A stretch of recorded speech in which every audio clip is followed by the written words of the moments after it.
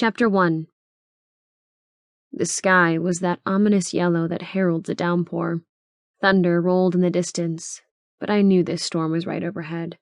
A burst of wind whipped the bush I was crouched behind into a frenzy, stinging me with a slap of branches.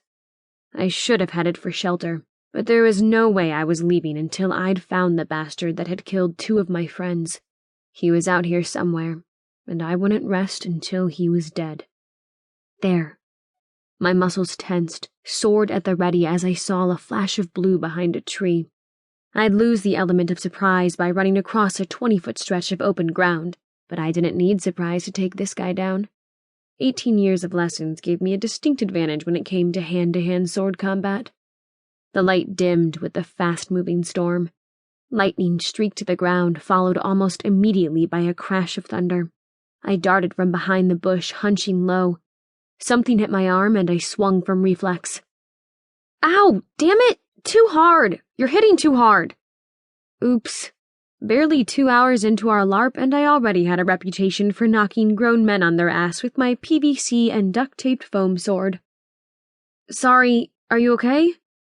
A woman stood to her feet, her cape brown with dust and her beaded headdress askew. I think my teeth flew into the next county. What's with the headshot? I was used to taller opponents and had aimed blind. Sorry, I repeated. Now came the weird part, the part where I didn't finish her off, even though if I'd been using a real sword, a mercy killing would have been in order. On the authority of the King of Glenelg, I, Solaria Ainsworth of Middleburg, take you captive. She glared at me, riding the beaded cap and picking a stray twig out of her long, dark blonde hair. Think again, girlfriend. I hit you with a freeze spell. I, Melisandre the Magnificent, am the one taking you prisoner. One thing I learned about LARPing in 2 short hours was that I hated mages, especially ones that added the title Magnificent to their name. The normal rules that applied to magic didn't seem to exist in this fantasy war game, and egos trumped any hint of talent. Freeze spell my ass.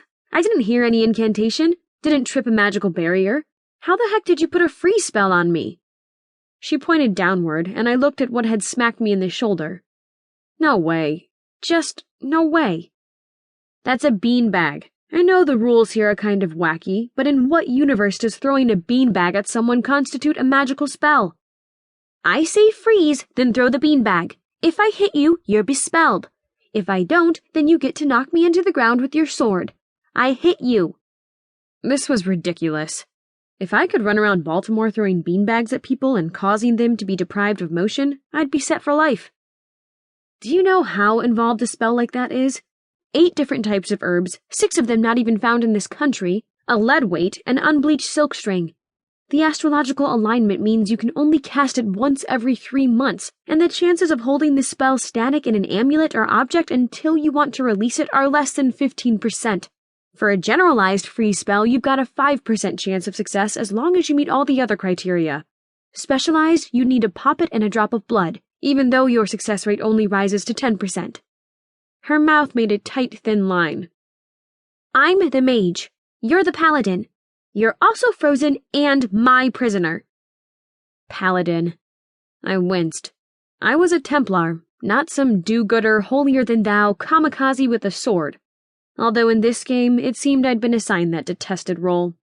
I was wanting to whack her again with my foam sword, just out of principle, but I held back. These were the rules, and I didn't want to alienate my new friends by refusing to submit to the enemy. Fine. Lead the way, oh mighty wizardess. Lightning flared.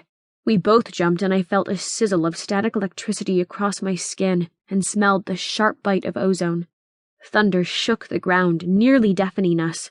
I dropped, pulling the other woman down with me and holding her until I was sure there wasn't another strike or a burning tree about to come down on our heads. Screw the prisoner thing, the woman said, her voice shaky. Run for that pavilion over there. That pavilion over there was right where the lightning strike had come down, but it was the only shelter nearby, and big, fat, cold drops of rain were beginning to splat against my plastic armor. I ran, slowing my stride, to let the mage, hindered by 20 yards of fake velvet fabric, keep up. We crested a knoll, and I saw smoke rising in the air.